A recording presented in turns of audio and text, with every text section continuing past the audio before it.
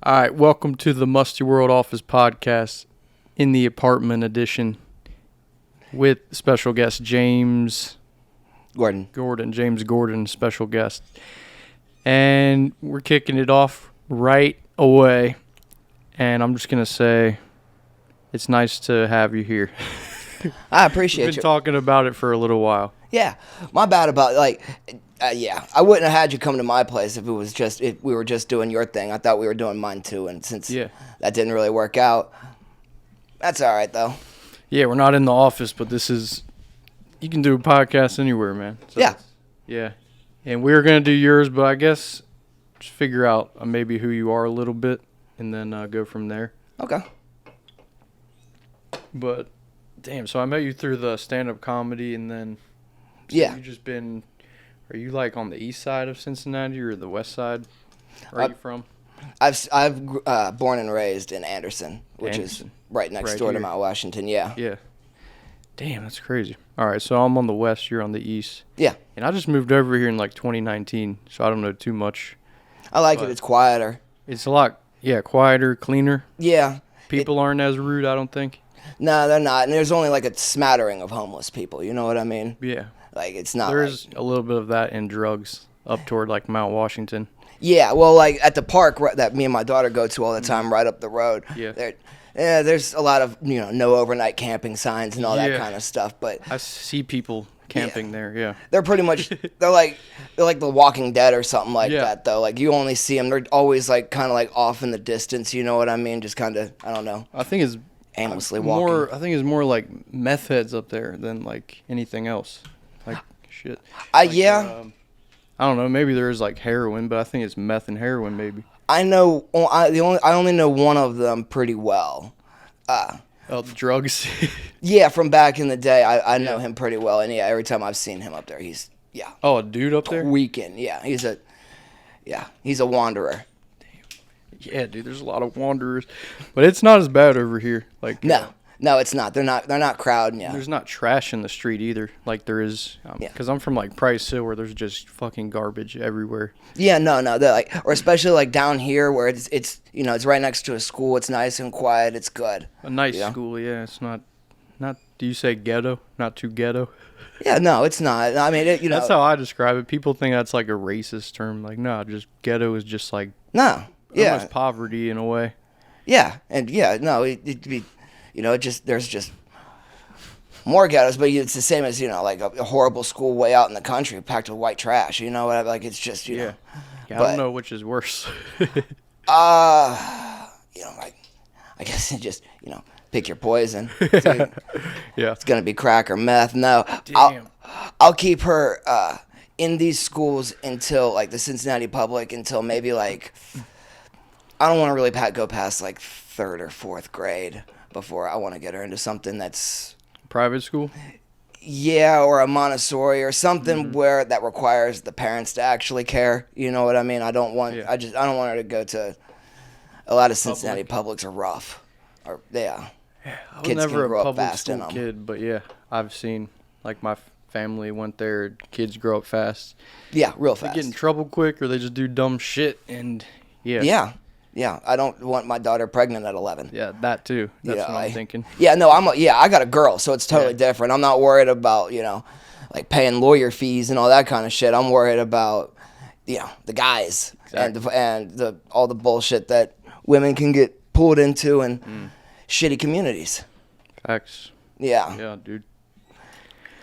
Do you want to bring up your story about what happened to your tooth? It's not really a story. Oh, okay. No. Just it keeps on fucking chipping every time. Oh, really? The acrylic. All my teeth are fake. Oh, okay. The acrylic is really weak on this one tooth, and it just keeps on fucking breaking. And I got to get some other work done, so it's not worth it to get it actually like fully replaced. They just keep on kind of gluing it back, Gotcha. Until I get because I got to get a whole new thing built. Okay. But it just sucks, no. But Damn. I was wondering. I noticed it I was like, you look a little different. I don't know what it is, but yeah. I actually don't mind it though. It kind of gives me more of like an affable white trash sort of a vibe. You know what I mean? Like yeah, like I look like somebody you'd want to, have a beer with or some shit. Yeah. You know what I mean? Not. I don't know. I think it looks. You like having it? No, I don't like it. Of course not. Of course not. But it doesn't bother me like that. Yeah. Okay, that makes sense. Exactly, or not really even gives you character. It's just not like, it's not bad enough to where people are like, ooh, you know what I mean? Like, oh, that's fucking terrible. It's just. Yeah, and your teeth aren't bad. Well, I guess it's because they're not real. But yeah. I guess before you had some bad teeth. Yeah. Yeah. From what? I mean, I lost them from a healthy mix of neglect and violence. Damn. But, I just fights and stuff. Knock your teeth out. Well, that and a mixture. I mean, that and a mixture of not taking care of them. You know what I mean? I was an addict for, I saw it 8-9 years, something like that, close to something like that. I guess the line's murky as far as when you know what I mean, when you actually fully become like a junkie. You know what I mean? So it's kind of hard to say. You want to tap into that a little bit because that seems like an interesting thing. Yeah, can if you like. Talk about. Damn. So, what drug was it? The main drug, I guess. Mine was heroin. Heroin. Yeah, my whole fucking generation got caught up in that shit. But you did it you got out right before it turned into fentanyl. No, Fentanyl was around when I was. Yeah, fentanyl was around a lot. Yeah. How long ago was that? I got clean. My clean date is November 2nd of 2017. Okay. But that's like when it just started getting bad with the lacing of drugs. Nah, yeah, I'd say that now. So the bullshit that's happening now with the pills and people not, and like it being in cocaine and all that kind of stuff, that wasn't happening. But people were using fentanyl and it was on the streets. Yeah. They wanted that over the heroin? Yeah. I mean, well, like it was best to get a mix, honestly. Yeah. But you knew what you were getting when you were getting it. Yeah. You know? Bro, what was that like? Like, I mean, the getting high and then like the life as a junkie. What was that just like every day? It was obviously really bad, you know. Get up and you just shoot up right away? Yeah, pretty much. I mean, so yeah, as long as you can, obviously. A lot of times. That's nuts, dude. Addicts don't have great impulse control. A lot of times they end up running out the night before. So you're just like strung out all day then? Yeah, it's a very, very singular existence. You're doing nothing but like wake up, drugs, go. Like there was no just hang out in bed or hang out at home all day. Oh no, you'd be out running, trying to really do anything that you can, to make money. But my experience might be a little bit uniquer than some because I started at such a young age. You know what I mean? Like I was heavily involved in drugs from like 14 until 27 when I got clean, Holy shit. So it wasn't until probably I was 18, 19 that I really got like with opiates and whatnot, really got strung out. But it was going for a long time. What made you quit, or like one day you just were done? What was that made you stop? Oh, after that I was so tired. It wasn't one event. You just were like, I'm fucking done with this. No, I mean, not really. It was it almost never is. It's like some like dramatic moment from a movie or some shit. It's just, it just grinds you down. Just day in and day out. Just constant nastiness and bullshit and horrible people. And then I stole my mom's car and totaled it on the highway and got an OVI and a whole bunch of things, and that might have been it. What? That might have been it, which made you stop the OVI. No. I mean, I'd been to I'd been to prison and everything at that point. That little jail. I was just getting clean. It's an internal thing. It's never gonna be like. Almost never, at least. I guess unless you're like real new into it, but almost never is like one like bad experience really gonna snap you out of it. That's where you get people that lose their kids and do all that. It's something that you have to come to on your own. Yeah, you have to. Yeah. No one can do it for you, I guess. Yeah, but you can't. You can't do it for anything else, and it's usually just you just get ground down. Gotcha. Then, you quit the drugs. Did you go through like a recovery program or something? The judge I had gave me 6 months, no 2-for-1, no 3-for-1, no early release. And they let me sign up for a program called Men's Extended at Reading Road. And I went through and I did that, which it was, I'll be the first one to tell you, rehabs aren't all that. They're not a scam. They serve a kind of a purpose, but not really. They don't really. Some are better than others. Yes and no, but it doesn't really matter is my point. If somebody's ready to get clean, they can do it in a jail cell or they can do it at a rehab. A rehab is just really a safe place to get your head right, you know what I mean? But you have to be ready to do it. Nobody is getting sent to rehabs by their families, or it's very, very rare. And you know what I mean? Like you find out your kid's strung out on heroin and you send them to Passages Malibu or whatever the fuck. Like that's not almost never going to help. And once you're at the point where you're actually ready to get clean, it doesn't really matter where you are. You know what I mean? Yeah, I know exactly what you mean just through my friend, like watching his experience. Yeah. My friend Cameron, but I never was addicted to drugs. I got in trouble with like alcohol a lot, like arrested a few times for alcohol, and that was the main problem. But I wasn't like an alcoholic per se. Yeah. Just like drinking and driving, or one night you just get fucked up, get public intoxication sort of thing. Alcohol is pretty much the one thing that I've never had a problem with at all. Like it just doesn't. It's never grabbed me. Takes too long to get drunk. No, I'm just not a huge. I mean, I like catching a light buzz or whatever, but I don't like some people like their brains are telling them when they're like seriously slosh drunk that they like it. You know what I mean? And I don't ever get to that point. I just kind of like I'll start feeling sick and it's like this isn't for me anymore. You know what I mean? And I'll just, sick, or like you ever get like you get sad when you drink, or just emotional, where you're just like, I don't even like this shit. Well, it's actually kind of funny. When my family broke up, and I would I was staying in my sister's basement at the time. I had to move out of my baby mom's house, and I would drink, right? I got that was when that was the one time that I guess you could say I abused alcohol.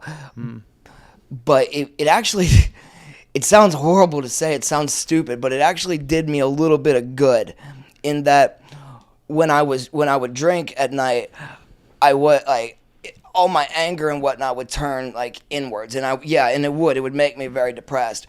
But if I wasn't depressed like that, I was angry. And when I was angry, I was lashing out at other people. You know what I mean? I was, the classic angry phone calls and shit like that. You know what I mean? Just and just starting shit and starting drama and being fucking miserable.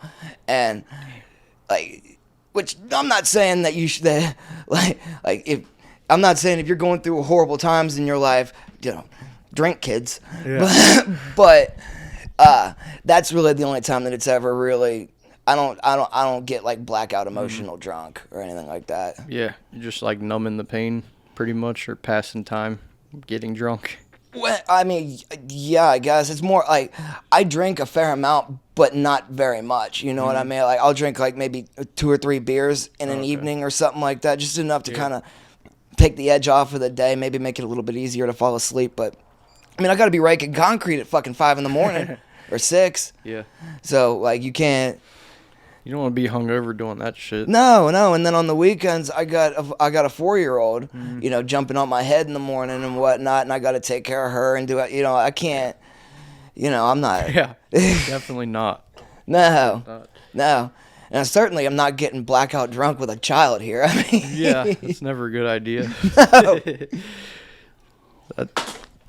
I've known a few parents that are down for it, but nah. That's cool. I don't know if you want to keep talking about that or like shift into like what you were doing the past couple of years before you started doing open mics, or what got you into wanting to do those. I was just looking for something to fill my. I was just looking for something else. I had my family had broken up, and I was sitting around miserable a lot, you know. No, it was past because I wasn't really like I had come to terms with all that, so I wasn't like actively miserable at that point. I had already gotten this apartment and I had settled in, and I started off by I guess, you know, to cheer myself up or whatever. I didn't even realize it at the time, but I started watching lots of stand up, and I've always been a fairly decent writer. Like, yeah, depending on what it is, like I can't do music, I can't do poetry, but like when I was in prison, I would help people write their like judicials, you know what I mean, or I can write a killer speech, you know, like, or, you know, things like that, you know what I mean. I could do eulogies, best man speeches, quite a few of like the acceptance speeches that you do in NA for like, you know what I mean, 1 year clean to, you know what I mean, those kind of things. And one of the times that I was watching, it might have been Kreischer, I can't remember exactly, but it just kind of clicked. And I thought like, oh, you know, like I actually might be able to write that. You know, like I get the formula a little bit. I kind of see what he's doing, you know? Yeah. But at that time, but then, you know, you're looking at a master do it. So it's like, oh shit, you know? What's the formula look like to you for, I guess, a successful joke? It's not really something that you can put in, that I can really easily like put into words. It's not really any one thing. It's just kind of a style, you know. It's a cadence. It's just, you know. You ever read any like comedy books? That I tried to, but it was like interactive. Like it was like it wanted it. Which one? Do you remember? I remember it was written by a woman. Nope. I mean, I got it. Comedy Bible? I got it. Maybe that might be it. That was written by a woman. Yeah, it's like the main one. Yeah, that might have been it. I've been given advice to like from the local comics they're like, read the Comedy Bible if you don't know how to write a joke or whatever. And it definitely lays out a structure for what successful comedians do, for how they craft a joke. But then I just feel like I'm just sticking to that same ass structure, and it got kind of boring.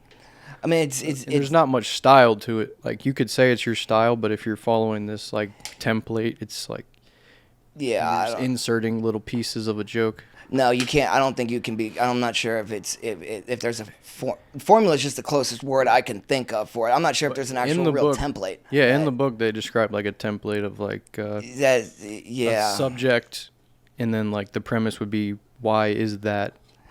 Yeah, I guess, you know, and then you act it out. Yeah. Just add a little stuff in between, act it out. I mean, I guess that would be helpful. Trying to persuade an audience like on a crazy idea, just like writing a joke so well that like no matter how crazy it sounds at first, you sort of like get them to buy into it.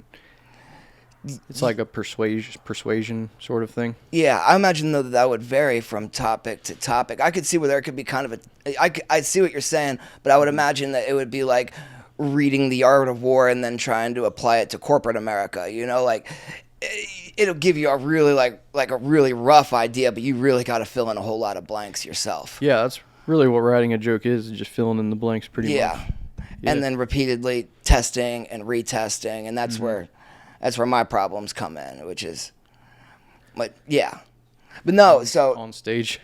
Yeah, well, going up, finding the time to go repeatedly. You know what I mean, and do the same joke for 2 or 3 weeks straight, and while you're hitting a whole bunch of, you know what I mean, like some of these guys that hit like 3, 4 in a week. Yeah, and crazy. Much fucking props to them, and they're really dialing it in. So much time though. Yeah. Just on a night, you got to spend at least 2 hours there. I mean, at least at an open mic. Yeah. If you're signing up. Definitely. Easily. It's so much time, and if you don't, I mean, I see a lot of them that come in and don't like really order drinks and all that, but I don't feel really all that comfortable doing that. I feel like I got to at least order a beer or two or something. Why is that? To do your stand-up, you like to at least have a drink? No, I just mean just because, you're in their establishment. The club? Yeah, yeah, exactly. Like you're in, it's like kind of It's like going and sitting down at a restaurant and not ordering anything. Yeah. You know? That makes sense. That's how I am. I don't fucking, like, order drinks ever. I just show up. A lot of times, I'm, like, one of the guys that sits outside and people will come up. And I think that's how I met you, just, like, hanging out outside. And you're out there, like, smoking a cigarette or something. And then, like, that's how it all... Yeah. That's how I meet all these people. And they all come up and talk to me. And I'm not like a big crazy talker either, so I'm pretty much just like listening.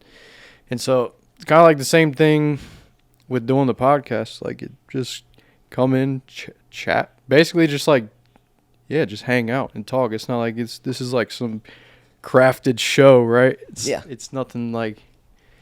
I think I took that from what Joe Rogan's podcast was, where he'll just have friends come in and they just bullshit the entire time for 3 hours. It's like, what did I even just listen to? But it's entertaining in some sense. Yeah. I mean, mine's not 10 out of 10, but you know what I mean? Yeah, definitely. But you've listened to it to a point where you're like, okay, there's I feel like there's something I'm offering, whether it's goofy, definitely. dumb shit, but yeah. Yeah, there's that side of it, and I also like to because I don't get out to many of the mics, so I like to act like... Yeah. You interview a lot of the comics, and it's kind of cool to like get to know them without ever actually, you know what I mean? And that's what I enjoy about it too. Just feel like bringing everyone together in a way. Yeah. It's like you could listen to a podcast whenever. You don't need time to do that. You can just listen to it while you work or some shit. Yeah. So, that's all I do, constantly. Yeah. But I do like, and technically I'm doing it right now, just interviewing like guys from the local comedy scene. Yeah. But yeah, dude, it's just do you wish you had more time to do it, or you kind of just you don't really mind? You've got other shit going on. You don't really. I mean, care. I wish I did, like in an abstract sort, but I mean, like like I just I got a little girl to take care of, so I mean I don't regret not being able to. Mm-hmm. I guess it does kind of suck. I'd like to be able to, but it is what it is, Yeah. I think I'm gonna start like asking these guys, and you like more of like, why do you do it, or what do you want out of stand up? Because my perception is always like, oh, they just want to be the next Bert Kreischer or Shane Gillis. They just want to be popular comedians. But I think everyone has their own little like what they want to get out of it. Yeah. So with me, I'm just like doing open mics. It's almost like practice for the podcast in a way, just like sharpen just to remain like a good speaker in a way. It's practice. But like I don't see myself in 10 years, 20 years being like, I'm a comedian, I want to be a comedian. I think it's more just like hosting this thing and then let it be a comedy podcast. Yeah. Because everyone I interview is a comedian. So I do want to interview some rappers though. Did you ever mess with rapping or do any rapping? No, God, no. I don't got the brain for it. Like I said, I can do talking things. I can do speeches and whatnot. And I'm learning comedy, but no, I don't got anything that's poetic like that. Yeah. I can't. No, I can't even write a haiku. Damn, I feel like, what kind of music do you listen to? A large mix of everything. Like rock and rap. Yeah, not a whole lot of country. Not a whole lot of new shit at all. So what's your go-to then? It would be rap music or something? No, it depends on. See, most of the time I'm listening to music. I listen to music in the car with my daughter. And I'm not gonna be playing her any like real. I won't ever listen to kids' music, but I also won't listen to anything that's like rough, like rap and whatnot. Yeah. So I play a lot of. I'm a big fan of the '90s hits. Like I can just put on like a Sum 41 song and then let Pandora pull from that genre. Yeah. You know what I mean? Or put on like I don't know, The Doors or something like that. I don't know why or Rolling Stones, shit like that, and then just let Pandora keep pulling from that genre. I mean... Yeah, it makes sense if you got your daughter in the car. Yeah. She's not going to understand what a Rolling Stones song is talking about, so it's like... And even if they do, it's not that. It's usually not that bad, It's not rap. It's not. Yeah. Fuck this, shoot this. Yeah, I wouldn't even care about the shoot part. I don't really worry about her. Bitches and hoes. I don't really worry about her seeing like violent things on TV and all that much because she understands that it's not real. The two things that I really worry that I don't like my daughter being exposed to is people talking about sex and about drugs. Yeah. Violence. I mean, like cartoons are very violent. You know, like I mean, it's presented in a silly way. But she's gonna see it either way, probably. Yeah, and she knows she knows. So I don't really worry about that. She loves like the movie. I hope it's not a sign that she's stupid. 'Cause it's a really bad movie. The Meg 2, with Jason Statham. She loves seeing the shark eat people. And she knows it's fake. It doesn't bother her. Like if it bothered her or something, I can't remember how she first saw it, but if it bothered her, I wouldn't like if she had nightmares or anything like. I mean, I'm with her constantly. I would know if but it doesn't. She knows it's fake. Yeah, that's good. But boy, that's a dumb movie. The Meg. The Meg 2. I don't think I've seen. I probably put on I might have put on the first one, but the second one. I mean, it's like if you thought Fast and the fucking Furious was dumb. I mean, it's set. They go down into the bottom of the Mariana Trench. And Jason Statham swims outside of the submarine without a suit or anything like that, miles down at the bottom. Yeah. Because apparently it's not actually pressure that crushes people at the bottom of the ocean. It has something to do with the oxygen. So you just got to empty your blood of oxygen before you can go out there. I mean, it's really like it.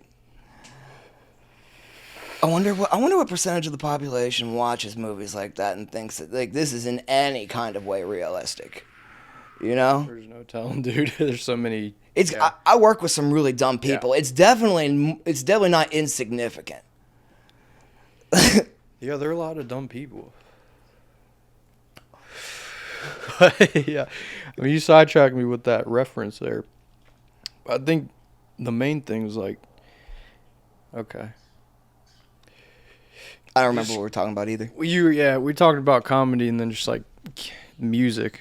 For some reason, I thought you like rapped or some shit. I don't know. You give off that rapper vibe, I guess, maybe. I don't come off as a wigger, do I? As a wigger? Yeah. I hope not. Not that, but maybe like, no, not a wigger, but maybe like a really white guy. Now, I'm not calling you white trash, but like a white, like maybe a redneck kind of guy. If you want to say it like that. Yeah, I got sort of the other way. Yeah, I got a weird history of experiences that's kind of colored the way that I talk and act, I guess. You know, like I grew up in a nice suburban house, and then from the age of 14 through 27, most of the people that I fucked with it was all criminals and drug addicts and in and out of jail and dealing with ghetto shit and you know what I mean. And then you go from that to working construction for years, and then which is mostly more redneck types, and then throughout all that you mix in a whole lot of I like a lot of British fantasy books. Damn. And shit like that, you know what I mean? Okay.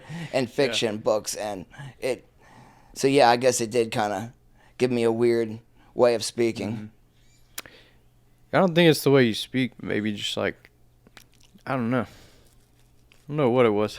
That you give off like Price Hill vibe. Like I could see you just like hanging out, walking around Price Hill. Like that's the vibe I get. Oh man, are you saying I'm white ghetto trash? Essentially, not saying you are, but that's like the vibe, I guess. Yeah, I could see that. But not talking to you and then being like, okay, this guy seems pretty normal, right? Ish. Yeah, as much as we all are. Yeah, you're not gonna find too many sane people at an open mic scene. Yeah. Not whole. It's not that they're crazy, but they just think. They're different say people. Things that are wild out there. Yeah. Yeah, they are different. Like I don't know, they need some sort of attention or to joke at you or just to joke at all times. Like some people are just always joking at all times. Yeah. Sarcastically. Yeah, it can be. It definitely, conversations can get kind of exhausting. Yeah. Definitely. You got to know a whole lot of them better than me. How many of them were like theater kids and whatnot? From what I know, it's not maybe like if you pick 30, it'd be like 5 out of 30. Yeah. Like theater kids. Okay. Yeah. I don't know. I like the guys who are just like trying it on their own. Mm-hmm. Like I was never a theater kid. I don't even want to be a comedian, but I think like I'm funny and I can make people laugh. But like not there's like you can be funny and then there's stand up funny where you can craft a good joke. Yeah. I feel like I'm just working funny, like naturally moving funny, rather than a good writer. But yeah, I got the my problem is the opposite. Although my writing definitely needs a fair amount of work, it's definitely my strong point. The other part is the performance and getting up there. Yeah. I'm not too bad at it. I can at least go up there and deliver shit pretty shamelessly because I've, been in nasty, you know what I mean? I know what it's like to have a nurse look at you and like before they take your blood pressure and like physically grimace and then put on another glove. You know what I mean? Like that's humiliating, So like if you can, if you've been real shitty like that, it's not. You're not really too worried about what everybody's thinking about you when you go up there, But it's still it's still a difference between not being really worried about being embarrassed, but also like being able to turn that into stagecraft, which is not. It's a lot of work. You think it's something you want to stick to, keep doing, once you find the time? I would like, yeah, I'd like to, yeah. Yeah, it seems like no matter how much you write, you have to take it out and try it. And that's what I'm saying. You have to I'm not.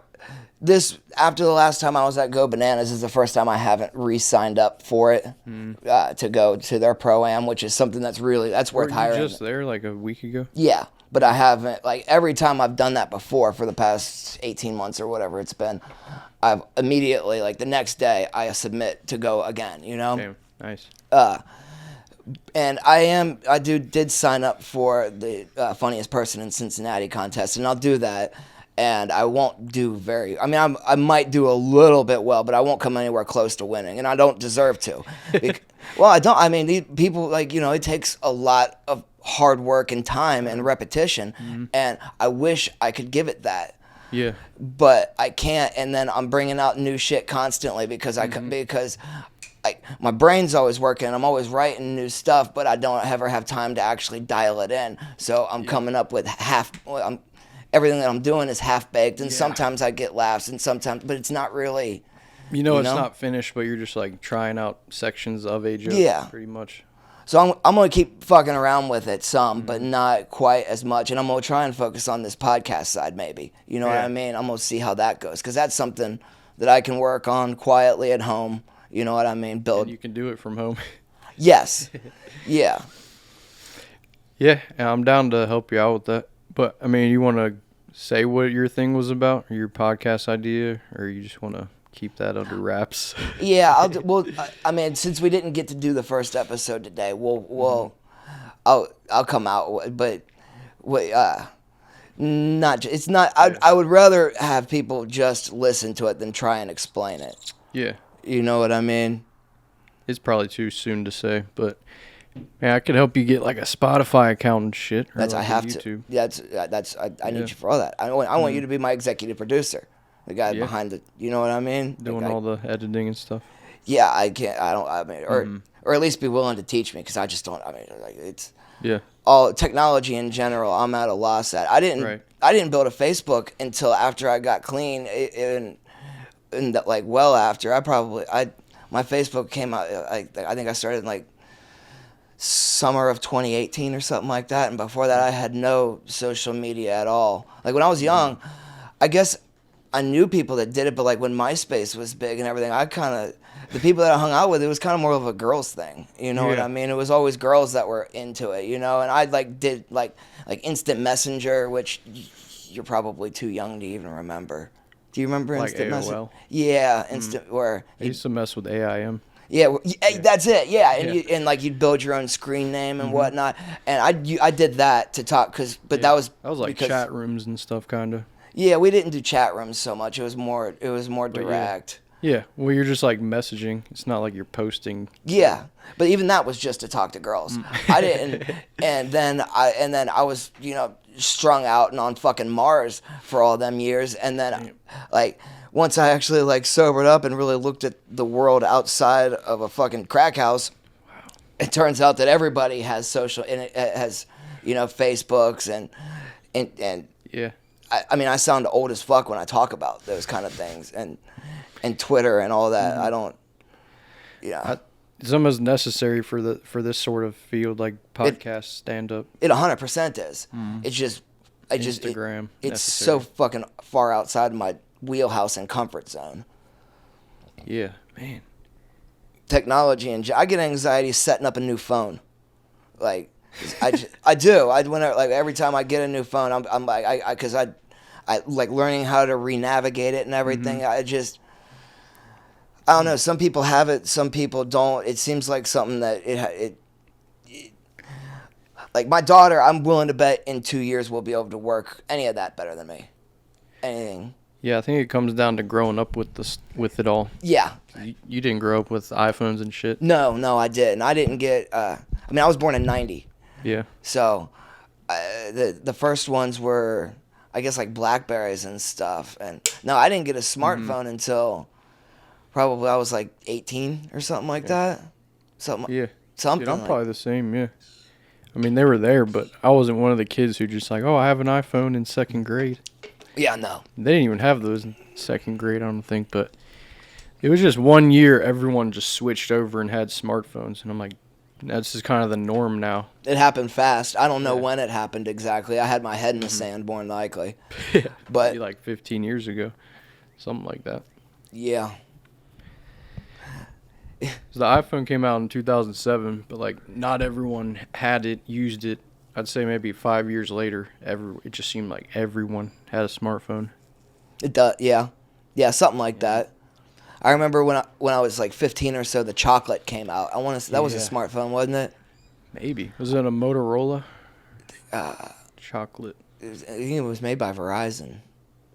It might have been one of those sliders or slider phones. Yeah, it was like that. Yeah, probably kind of like a smartphone. Yeah, I remember. I just remember it because I wanted one, and I wanted one because I liked the commercial. It had it like because you you opened up the phone like a fucking like a chocolate bar.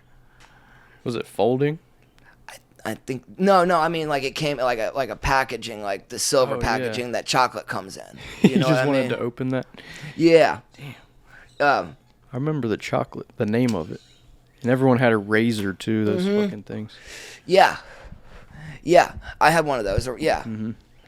And before that was the Nokia, like just the brick phone. Yeah. No. Before that was the Nokia original flip phone. And then before that was the little brick phone. Yeah, the brick, dude. Those were just iconic, those fucking things. Yeah, everyone had those. I never had one that worked. I had one that I played Snake on and whatnot when I was like 8. You could like pop the front face off and like change the colors and shit. Yeah. And the buttons. It was kind of a dope thing. Yeah. Now it's so fucking different. It must be weird as shit to have, when I was a kid, if you wanted to watch porn, you had to wait till your parents were gone and you had to sneak onto their fucking computer. Yeah. You know what I mean? And shit like that. Because we did have it, like, there was like a computer in the house and whatnot. And my neighbors did. I lived in a good area and came from a good family. But, God, I can't even imagine being that age and having porn in your hand pretty much. Yeah. Porn I guess I probably wouldn't have been too much different, though, honestly. I still had access. You just had to time it. Yeah, I think the porn was like the least of what changed us. It was just like the fact that we're just addicted to social media and the phone itself. Yeah. Always using it. Mm-hmm. Creating a false idea of what everybody is. Yeah, I think that's what made everyone so strange, or just interactions so different nowadays. But yeah, the pandemic didn't help. I know when I tried online dating, I swear to God, it's like people just totally forgot how to hold and carry a goddamn conversation. Yeah. Like in a weird autistic sort of way. Like why would you message me and then just give one word replies to everything when I'm actually trying to talk to you? Yeah. You know? Is that like a girl you mean? Because they do that. Yeah, yeah. Yeah, it's interesting. I just take that as like they're not interested. If you're sending me one word responses, you don't really want to talk to me. Yeah, I know, but it almost seems like all of them were like that, and it was weird because like I almost never I deleted all of them like I don't know, at least a year, maybe closer to 18 months ago or something like that. But when I did, I just remember fucking with talking to all them different people, all them different girls, and it's like, what the hell? And my guess is that if you were to ask them though, they'd say the same thing about guys, that just motherfuckers just don't know how to talk to each other anymore. Yeah, guys kind of just go straight for like, do you have a boyfriend? No. Okay, send nudes, or like they'll just be straight up like, send nudes or let's fuck. Like, is that really your game, dude? Like, it just doesn't seem. Well, I see girls like they'll make fun of dudes and they'll post like the chat, and I'm just like, did you really think that was gonna work? Yeah. So yeah, some guys are the fucking problem. But I knew somebody that got Me Too'd like that. It was really, actually it was really funny. It was kind of funny. I didn't really know how to. I just never brought it up to him, but I saw him like I guess he had been messaging a girl. And he was harmless, you know what I mean? Just kind of like she posted the instant messenger, and it was like, you know, hey, what's up? Hey, and like I mean, just pages of it of him just constantly. What are you doing? You're so sexy. Dick pic. Yeah. You know. Yeah, you're so sexy. Then ask. Yeah. Wow. That's fucking. But what was funny though, and you've seen guys do that before. Yeah, right? It's embarrassing. Yeah, it's weird. I don't know why you wouldn't just give up immediately. Or you know, like I guess she doesn't respond. Some girls maybe out there are like that. No, yeah, you can definitely badger into pussy. Yeah. That's for sure. But probably not a pretty girl or a good-looking one, you know. I wouldn't think so, not unless you have money. But no, yeah, you definitely can. But what was funny though was when she posted it, she had like there was like, I mean, no shit, at least like 50 or 60 other girls like from that whole large. You know, from the Cincinnati area, that were commenting, saying, "Hey, me too, yeah." Oh, they know that guy? Yeah. Damn. Which I don't know. Although I'll say this, I read through the comments, and down in it, I saw where the girl that originally posted it, where she was talking to somebody else, and she was saying like, yeah, I would have been nastier to him or made fun of him more, you know what I mean, like when he was messaging her, but I didn't want him to, you know, like stop, you know what I mean, I didn't want him to block me. And it's like, oh shit, like now you're a bitch. Yeah. You know what I mean? They kind of enjoy the attention. Oh, definitely. Definitely. They'll keep it going just for that. Yeah. But it's a fucking weird world. It is. I don't understand that. I don't understand guys that. But it makes it easier for, I guess, us guys who aren't like that. Not easier, but it sets us apart. It's like we're not just, hey, send ass pics or nudes. Not really. I don't know. Something changed in between the time when I was in high school and I was really actively, like, you know, like chasing girls, you know what I mean, and being like a regular teenager and whatnot. To when I was using for all those years, and I mean, like I still hooked up with, quite a few girls, but they were all, you know, just other dope fiends and shit. You know what I mean? It's a different caliber of girl. Yeah. Now, and then when I got clean, suddenly, it kind of seemed like the whole atmosphere changed, and it became hard to talk to without feeling like you're putting off a creep vibe or something like that. You know what I mean? I guess I kind of lost the knowing how to just talk. You know what I mean? In person, you mean? What? In person or over the phone? Yeah, in person. I mean, like I said, I barely. I did do the online thing for a little bit, but not really. And I never. If girls weren't interested in meeting up within the first couple of days of me speaking to them, I just wouldn't. Yeah. I'm not gonna. Yeah, that's usually a good way to do it. Good call. Yeah. But no, that's all I've been using is the online dating stuff. Just because like you get to see everything. Well, you get a better picture of what they are than just meeting them at a bar or some shit. I don't know. Well, I guess I just either the whole social atmosphere changed, or I just forgot. But it seems like it's hard. Like if I were to want to, like if I was interested in, maybe I wouldn't go for a girl at work, but say a girl at work or a girl that works at the local bar or whatever the fuck, I wouldn't really know how to go about it anymore without coming off as weird. Yeah, maybe. Could just be like you. Yeah, it's probably. Just like a social anxiety kind of thing. Probably. And I think that's probably what you refer to with like just being on stage, or yeah, it seems like you deal with your nerves a lot, like around other people, Yeah. And I'm thinking like a social anxiety kind of thing. I do get it, but I get it in weird I get it. I get social anxiety like at the mics and whatnot when I'm around people like that or whatever. But you could put me in a different sort of situation. Like you could throw me into like the JC, or you could throw me onto a job site where it's fucking full of guys that are like, like angry and yelling and we're getting shit done and whatever. And there's no anxiety. I'm totally fine in those kind of environments that are more, but like the casual where you just kind of like just sit and talk and get to know people and all that, it definitely makes me anxious as fuck. I think not just you, I think everybody, but maybe you're like you say you're comfortable in like the JC or like work site. Maybe that's just like your crowd. You're used to those type of people. Like probably. Because with them, it's not like you're really getting to know anybody. You're just talking shit, really, probably. I mean, yeah. Oh. What are you talking about in the JC? You're just like, hey man, what's up? What you been doing in here? What you in for? I guess so. Yeah, more than likely, I'd just try and get a spades game going or some shit. Yeah, that too. Yeah, just like chilling, playing a game.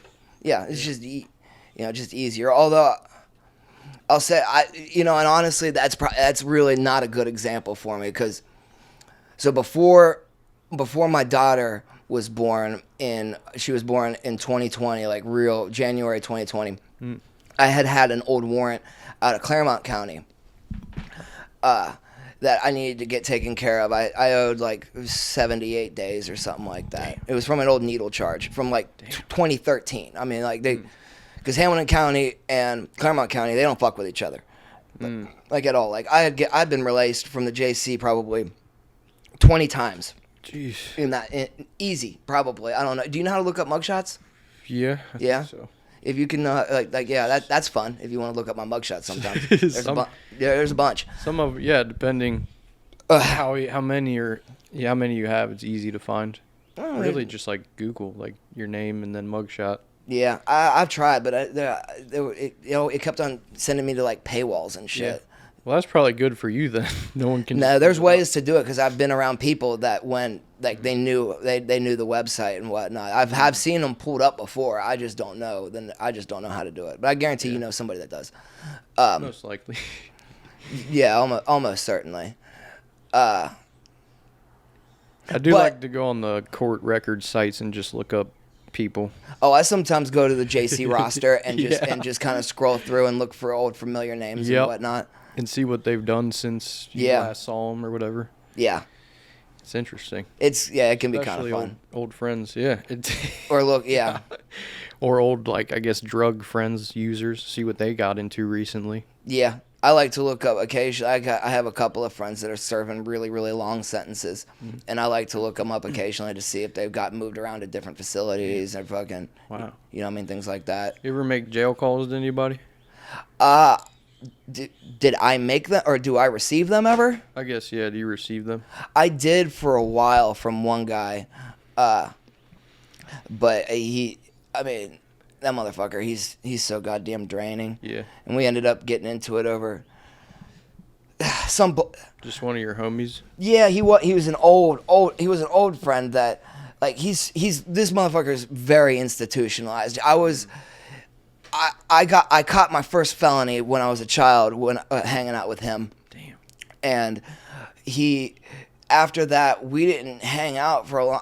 We kind of went our separate ways and whatnot. I'd see him in and out again, and he did a couple of more prison stints. And then this last time he got out, and his father had died, and he had a whole fuck ton of money, like a shit ton.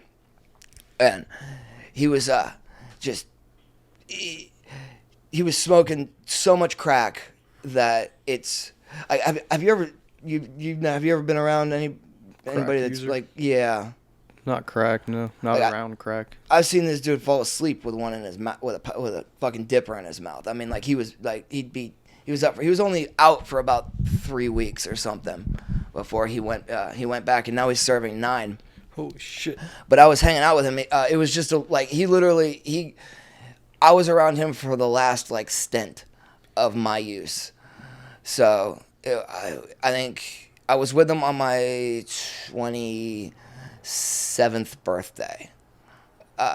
Yeah, I was with him on my 27th birthday, and he got locked up like early September, and then I got clean in November. But I kept in contact with him for a while after that.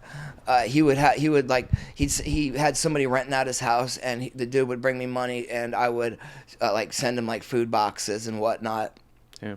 Like big fucking food boxes. I don't know if you know how it works, but you can send up to, I think it's like maybe like 70 pounds or something like that. Oh, shit. Of just what kind of food? Snacks and shit? Yeah, all kind, anything and everything you can think of. Yeah, snacks, bullshit like that. Cans of chili, whatever. A care package of food. Yeah, and clothing packages and whatnot. But one of the things that he had me do was he had me send him get him an Inked magazine subscription, which was like $60 or something like that. Wow. I don't know what the fuck happened. I got him the damn subscription. I did it, but when I did it, it was probably like early December of 2019, and they said that it was going to be a few months before you start receiving your subscription, right? Yeah. And I do know he got moved facilities, but I guess he never received it, and then the fucking pandemic happened. So whenever I'd try and call and ask him, fucking like, what's going on? There was nobody manning the goddamn station. Like, you couldn't get a hold of anybody at Ink magazine during the fucking lockdowns, Yeah. And he was just calling and getting shitty. So eventually I was just like, you know what? You're not really actually a part of my life. And I really don't like talking to you. In fact, every time I speak to you, I feel like I've lost like 2 hours of sleep. So fucking, like, I really don't give a shit that the fucking ABs and the Columbus Crips are fucking beefing and warring. Like, I don't care. So, like, so yeah, I went ahead and blocked him. Other than that, no, I don't. No, I don't really get any phone calls from the jails. Do you want to get into any of those stories, what you were doing in there, or no? In where? Just like what it was like being in jail or in prison, just the shit you see or the weirdness. It's, I mean, there's not a, I guess there is a lot of weirdness. It's not really what anybody like thinks. Like, if it's not like Oz or something like that. It's, what is Oz? The HBO show. Oh, I don't think I've seen it. Yeah, or like National Geographic, what they like, they're like inside lockups and all that. You know what I mean? Yeah. Those, while real, are them going to the absolute worst places and probably sitting there for a couple of years to build up all the footage to make that hour or 2 hour long. But you know what I mean? For the most part, it's pretty goddamn boring. Yes. Average day, pretty chill. You don't do anything. I mean, pretty shit can pop off. I was in a place where I was in Noble, and that had a whole lot of young people. So there was a lot of casual fighting and whatnot. There was only a couple of times that real gang shit popped off. Yeah.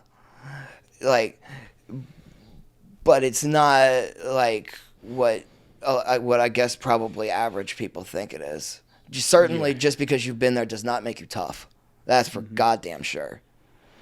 You don't. And they just surround you with anybody there, or do they section it off between like the people who did like the bad shit, like the fucked up shit? To some extent, but not really. If you're talking about crimes on the street, no. Like if you're going there for murder or whatever. You might start off at a level 3 prison or whatever, but nobody is going to like the serious joints like OSP or Lucasville or something like that out the gate. You have to do things while you're in jail to get sent to those places. For the most part, I mean, you'll run into a lot of them, but a lot of the really, like where I was, a lot of the guys that are in there for really bad stuff, they've gotten older. You know what I mean? And they haven't been in trouble for a long time. I was in a level 2. Okay. So it was like, it's a lot of drug addicts, a lot of older hardened criminals, of not too many. If there were like robbery cases and whatnot, most of those get sent to level 3 starting out. So yeah. How much time did you spend there? I was only there for a year. How much prison/jail time have you spent your whole life? 1 year in prison, and I guess I'd have to really sit down and add it up. Probably around 3 years or so of just like regular outside. Yeah, like 3 or 4 years total. Yeah. Do you think that helped with you getting straight from like drugs or anything? No, not even a little bit. Damn. It didn't. No, it's really, it's boring and whatnot, but it's not anything that, in my experience, to be like afraid of, like a real deterrent. You know what I mean? You're comfortable and you're watching new movies and you're eating good food. You might have to get into a few fights, but so long as you're willing to do that, you're gonna get left alone for the most part. But you're constantly worried about what's happening outside, right? If you have anything going on are you talking about like in your outside like personal life? Outside of the building, more of just like a fear of missing out. You ever just like, I need to get out and go do this or go hang out with these people or whatever? When I was getting locked up, I didn't have anything going on in my life. Not really, no. I didn't have a daughter. I was out committing crimes and doing bullshit and running with people, but I didn't have any ties to anything. No, I didn't. I wanted to get out so that I could get high and maybe have a little bit more fun, but it didn't. I wasn't like a lot of the guys in there that you'd see that were like freaking out about what their baby mom's doing or fucking what like their job or what's going on with their children or anything like that. I didn't have anything going on. It was just, like I was there and now I'm here. You know? Yeah. So what do they do with your house and shit when you get locked up? Do you even have a say of what happens to all of your things, or they just? I was home. I mean, I was quasi homeless. I could usually go back to my mom's house, but I was out running around for years. I didn't have an apartment. I didn't have anything. So you were never locked up while you had an apartment or a house? Damn. I always wonder what they do. Do they just like leave your shit until someone? No, that shit's getting seized. You better have family that's gonna take care of it, or the landlord's gonna, you're gonna get evicted, and the landlord's gonna pitch all your shit out onto the street, I guess. Damn. Just losing everything. I didn't have I had a fucking ratty T-shirt full of cigarette holes. Like that's pretty much all I had to my name, and whatever I stole from my mom that morning. Not a whole lot. So not saying you weren't a good guy, but let's just say you didn't really care too much about your own well-being. I give a fuck about anything. Yeah. Anything. At all. Just like, fuck it, I'll go to jail, no, I didn't care. No, I didn't care about that. I didn't care. There's been a few times I thought I was going to die, and I didn't really care. Damn. One of the last times that I got high, it definitely wasn't the last, but it was one of them. I remember I had totaled my mom's car, and so I didn't have a way to drive down. I had taken the bus down to meet my dude. And this time I met him in Clifton, right at the bottom. Do you know the Clifton area pretty well? Yeah, Clifton.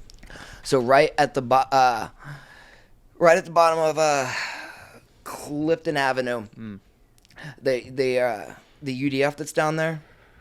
You know what I'm talking about? Is it near Ludlow? Yeah, it's right before Ludlow. There's the UDF, and then there's a street, and then there's that shitty little Shell gas station, and then Ludlow. Yep. You know what I'm talking about? Yeah, I do. So I met him down there, and I went to go get high in the bathroom of that UDF station, right?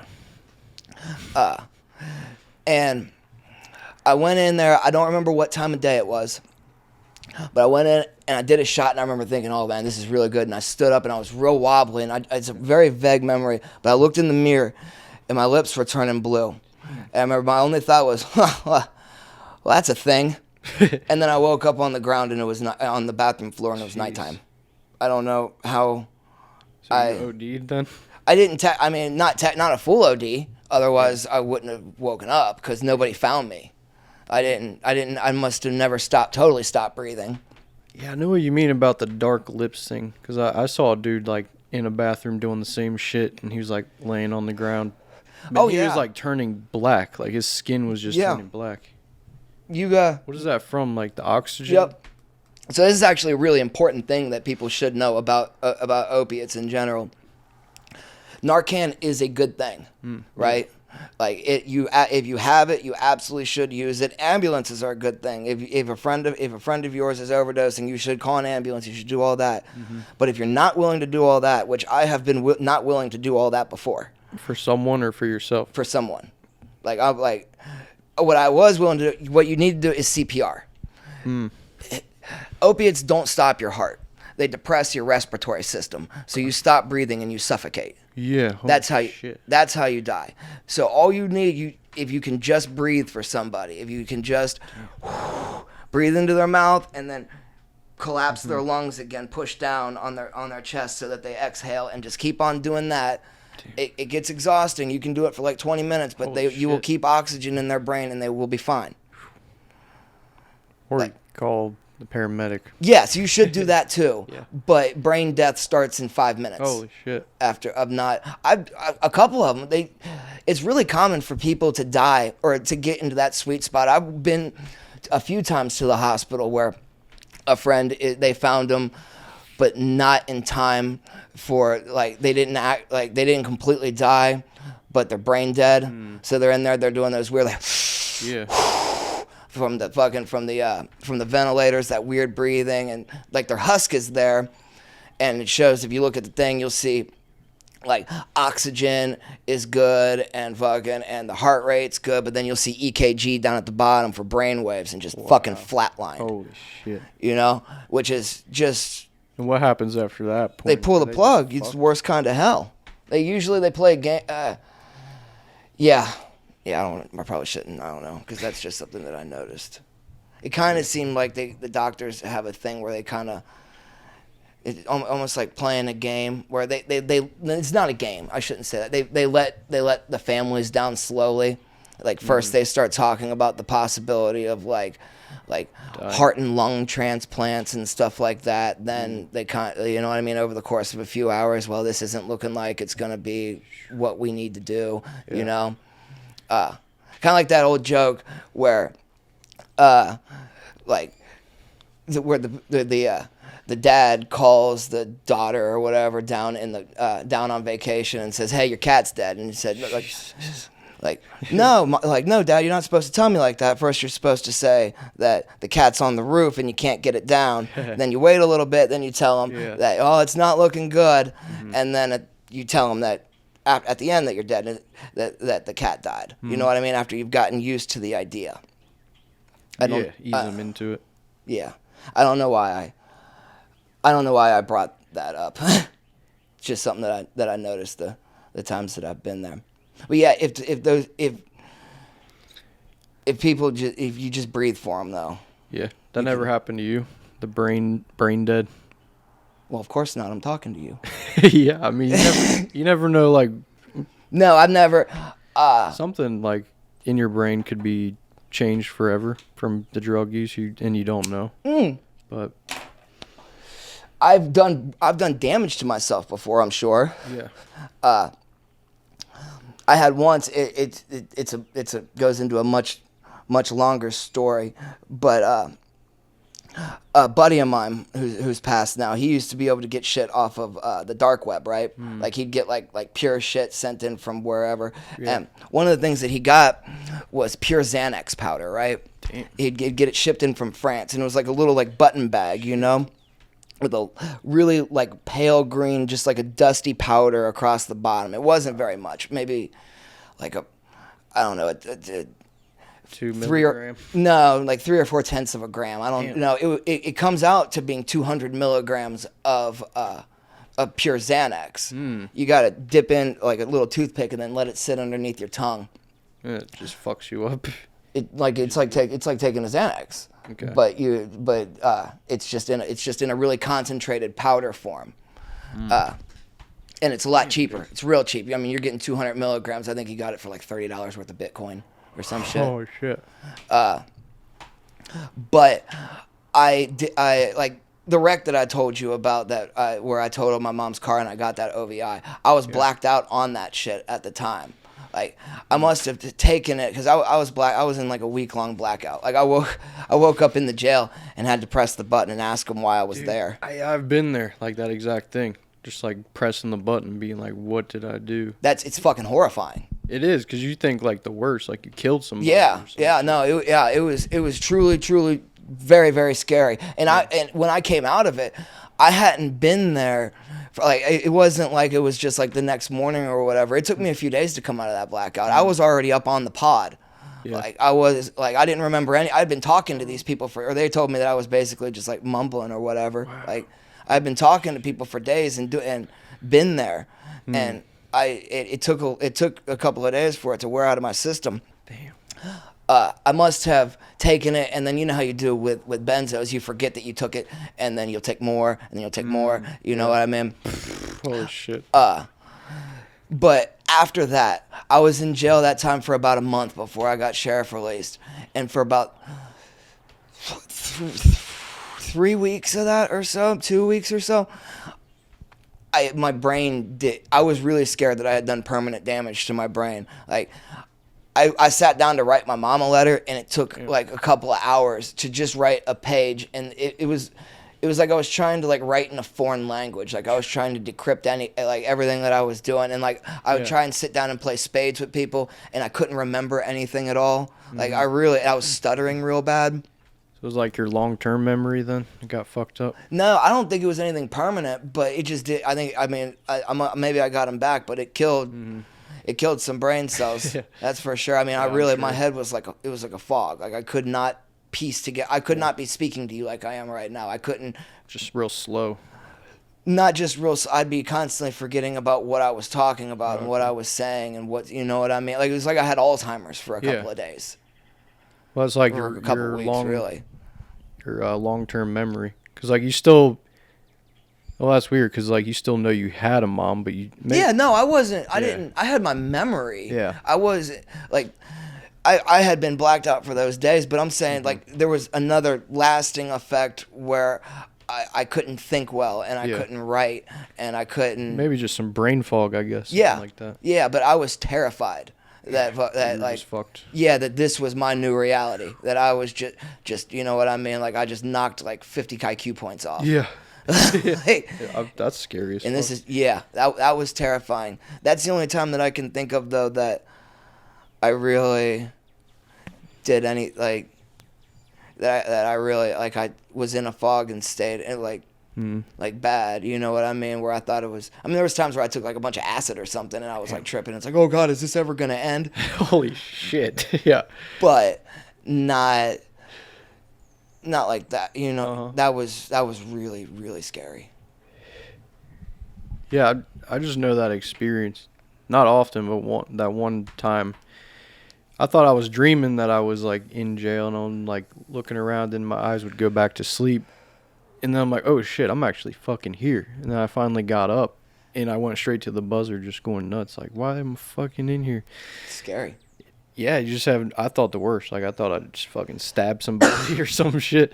They're like, dude, you blew like a fucking .249 or something crazy like that. Yeah, it was a night of drinking a whole bottle of gin. Did you remember getting arrested? Not at all. Yeah, I was the same way. Yeah, I remember starting to drink and then waking up in the jail. That was it. I was the same way.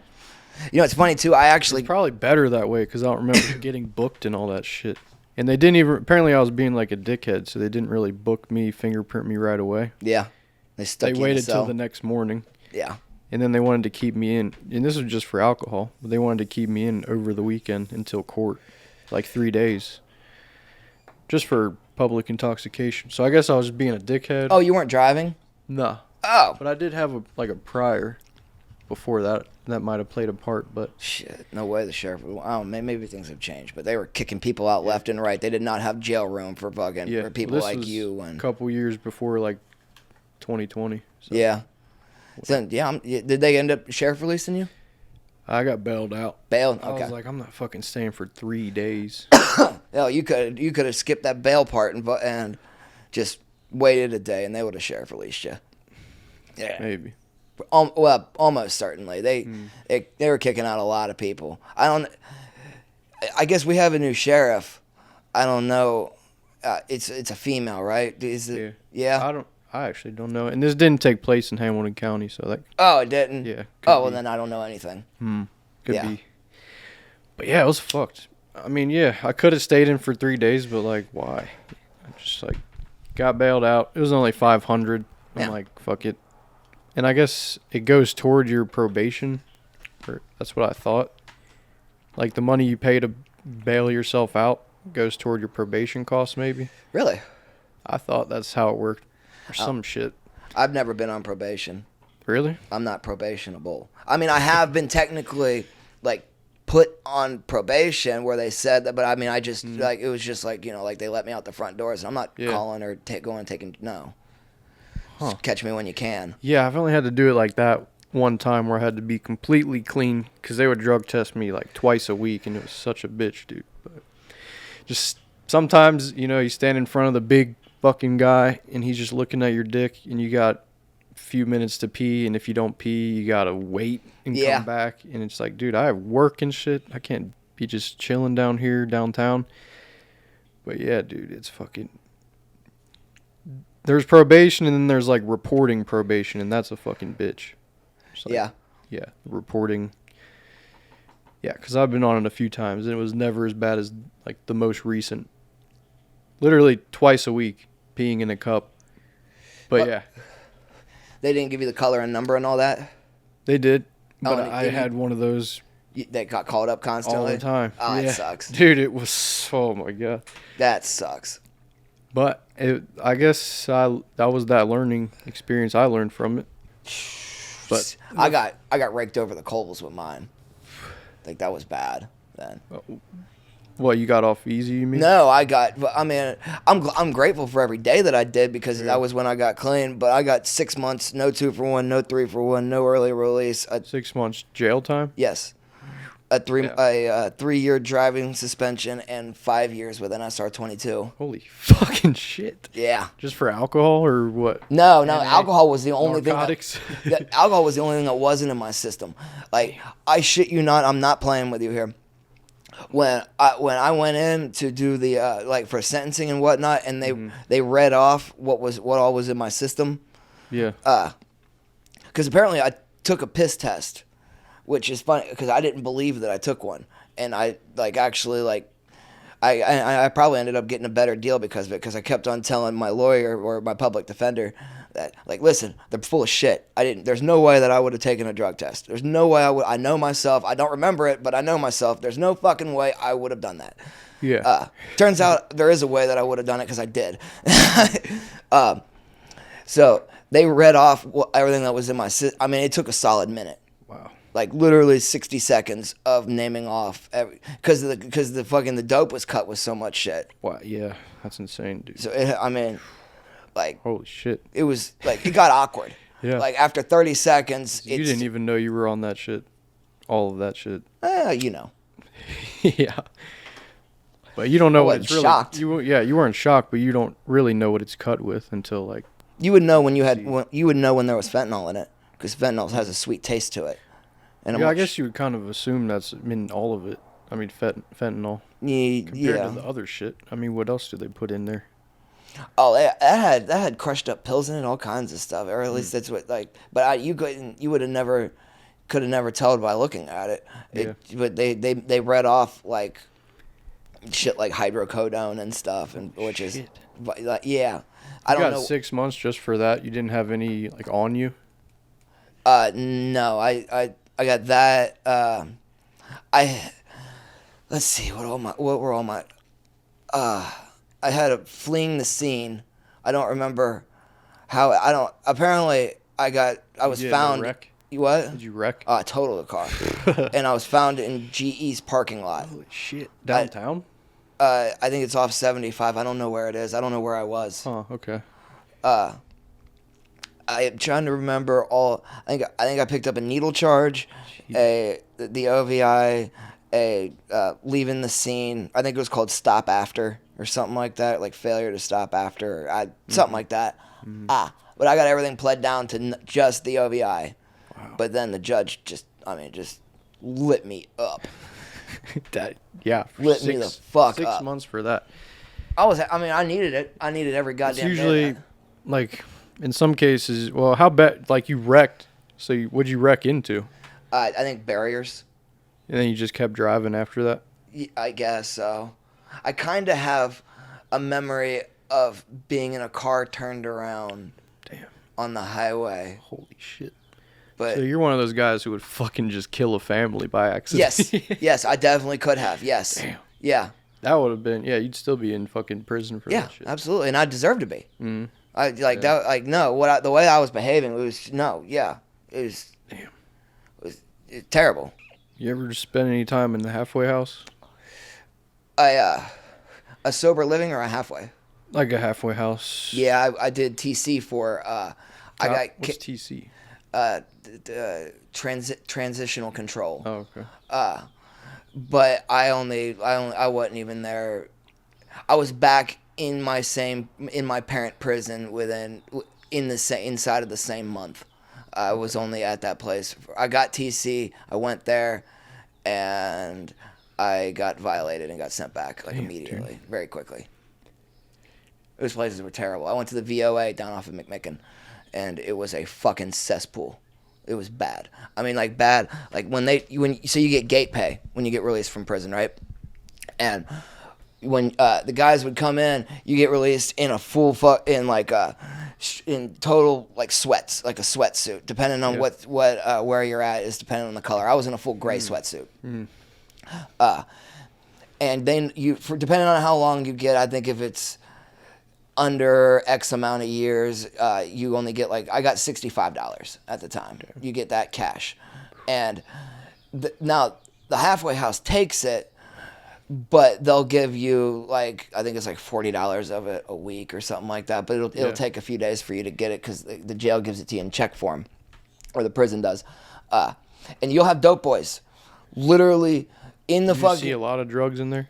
Tons. It was actually that's the only place I've ever been to that I can honestly say the drugs were easier to get than it is on the streets because all the people were right there and they were bringing it in after when they were going out to jobs and whatnot. Yeah, I mean they had work release stuff.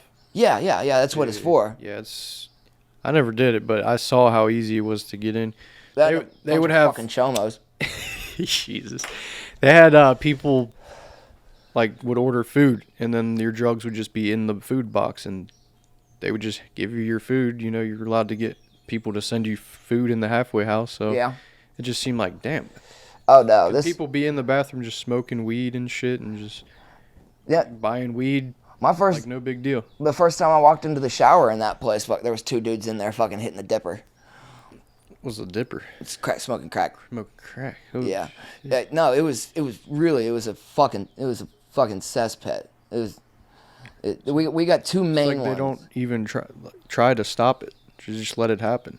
Like the drugs getting in. Yeah, they don't do much they don't try much. The reason that when I've got dropped dirty, and this is not an exaggeration at all. The reason that I got violated and sent back wasn't because I dropped dirty. It was because I dropped dirty and I didn't have $20 to hand the guy.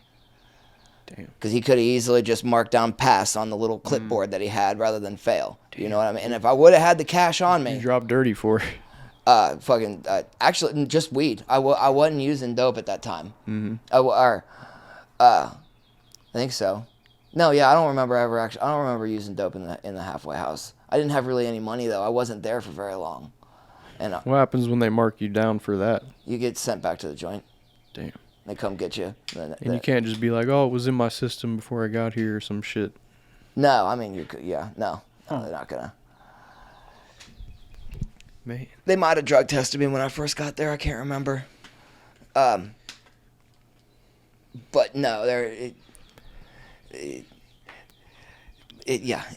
was a really bad place. Yeah. Lots of child molesters and shit. How do you know a guy is a chomo? How do you find that in out? there, because they had to wear the fucking ankle monitors. Oh. Because they had to be watched. In fact, when I got sent back with another guy who, he was one of them, and he had went saying that he was going to church or some bullshit, I don't know, but and he went and he was beating his dick at a public library. He went in to look up porn at a public library. Like, and this is a guy, like, it's not like it was like a young, like, horny, like, fucking, like, 18-year-old or some shit. Like, this dude was in his, like, late 40s. Yeah. Like, the overly horny guy. I mean, well, he had been in there for I'm guessing child porn or something like that, or maybe, what, I don't know, whatever. Some type of sex offense, because those were for the most part, the only guys. They might have had one or two others that had to wear them for other reasons, but pretty much anybody that had one of those on was coming out from that kind of shit. Do they bully those guys or point them out specifically? Not really, no. No. That's shit from the movies. You can get extra charges and hate crime shit like that, and also beyond that, people are, for the most part, selfish. You're not gonna, like, go to the hole and get all your commissary taken and all kind of bullshit. Fucking might have to go to a new joint, get a new rack, get a new celly, whatever the fuck. Like, you're not gonna inconvenience yourself in that way to beat up somebody for doing something that didn't actually affect you, and you didn't know those people at all. For the most part, there are a few. I saw one guy get. I didn't actually see the beating when I was in there, but there was a guy that was in my dorm, and we had rules in my dorm, at least for the most part when I was there. It changed hands from the Dubs to the Bloods. Running that dorm, they got a little different rules. But when I was first up there was no gay guys, no anything like that, no trannies, no fucking no chomos, no nothing. They weren't allowed in the dorm. Damn. Or they would get sent there, but then they would literally walk into the dorm, walk directly to the guard station, and say, "I'm checking into the hole. I refuse to go to my rack." Why would they do that? I mean, they weren't welcome there. Okay. They refused to catch a beating. They weren't welcome. Yeah. And then the hole is the hole just like a secluded dark hole room? No. It's a whole line of cells, and in there it sucks because there's so many fucking people going to the hole that not only is it bunk beds, but it's also there's three people put into a 2-man cell, so there's also a boat on the floor. And God damn it, when you're the little white boy that's in that cell, they always want you to be the one that's sleeping on the boat. God damn it. That you. Sucked. Yeah. It sucks having to catch a beating in order to keep a rack. So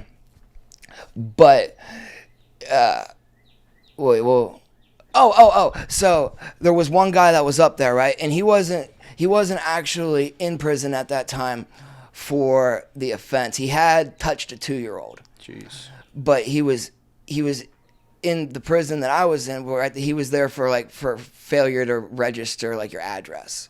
Or something like that, how, because they have to go into the registries, and they had a lot of times either if for whatever reason they lie, you will go back to prison for quite a while for doing that, for breaking the rules of that registry. I don't know which guard it was, but I knew him. He was in a rack on the opposite street from me, but we were basically we slept 5 feet away from each other. I knew him a little bit. But one of the guards told a few of the inmates, and word spread around, and there was a kid named Casper that was up there. He was a KF out of Columbus. And I don't know if maybe Casper had, a rough upbringing or whatever, but I didn't see the fight. Yeah. But I saw the aftermath. Ooh. I walked it happened in the bathroom, and there was blood on the ceiling. Holy shit. There was blood blood in a couple of teeth, pooled in the fucking sink, spread out all over I mean, like, it was fucking bad. I never saw him. I don't know what, you know, like, I came in at, like, the shit happened, like, it happened. I saw the stretcher going down on the yard, but I was outside. No, he wasn't dead. Dang. No, he wasn't walking, though. No weapons, just beat the shit out of him? I guess, yeah. I mean, I don't know. People were pretty hush-hush about it. Casper was in the hole immediately. I think he got sent to Mansfield. And I don't know what happened to that guy. Probably somewhere in jail. Still. Oh, well, I mean, probably not. That was back in 2014, unless he caught another charge. But that was back in 2014. So they usually tend to catch other charges, so we never know. Probably, you know. Probably. Yeah. I don't know. I can't. I understand people that commit violent crimes. I understand people that commit drug crimes and robberies and all that kind of stuff. But the sexual people, that's something that I don't know what. I mean, I don't know why you don't just shoot them. I mean, I don't. You know, I don't even think that it's their fault. I don't think that like you don't make a choice to be a pedophile or a rapist or whatever the fuck. But God damn it, you're contagious. Yeah. You know, like maybe some people make the choice. Like, I don't see how. I don't know. You choose to act on it. But I don't see how you could choose to have the desire in the first place. I don't think that it's usually failing just some on shit that you grew up weird or just sometimes or sometimes were molested as a kid or some shit. Yeah, like that. It can be like that, or you know, just the way your brain formed or whatever. People, you know, we're complex creatures and with complex problems, you know. But I'm just saying, certain ones of those problems maybe just need to be exterminated. Yeah, it sucks. I mean, it's for their own good too. Well, and for everyone else. Yeah, I'm not real. I mean, you know, they're decomposing. We're not really worried about their good. But yes, it's for everybody else, and it's a matter of you can't. I mean, what do you want to like to be humane about it? Spend a whole bunch of money and lock them up for forever and accomplish the same thing? Because you can't. I mean, anybody that's doing that kind of shit, you can't just let them out. Yeah. Come on now. I mean, we do, and it's a problem, and horrible things happen because we do, but. Yeah, I guess they are just kind of taking up space. Yeah. At the end of the day, that's all they're doing. Yeah, that's exactly what they're. Yeah. Space and money. Yeah. At some point, maybe you look at them as an animal than a human, or just a number. I mean, you know, humans are animals. Right. You're right. Just like a number on a piece of paper. Like, oh, we could just erase one of these guys. Yeah. Let's wipe the ledger clean. Yeah. Exactly. I mean, you know, that got a little dark. Dark, yeah. I think it was entertaining or funny or whatever. But I mean, we've been going for a while. Have we? How long? Hitting the hour and a half mark. So, okay. I mean, if there's anything else you wanted to say, but I think we covered some interesting shit today. I don't think so. I'm gonna get a collapsing table, and I'll see you next Sunday, and we'll fucking. Yeah, we'll do yours. Yeah, we'll knock out mine. That should be fun. Yeah, I'm totally down. Well, if that's everything, that's. Yeah, I certainly don't got nothing to plug. Yeah, not yet. Sure. At least we'll set you up though. But yeah, if that's everything, that was a good little episode. That was fun. Appreciate the folks for listening. I'm sure a couple comedians will have heard this or something. Maybe that know you. So yeah, be all right. All right. Well, thanks for having me today, and appreciate having you on. Have a good one. Peace out.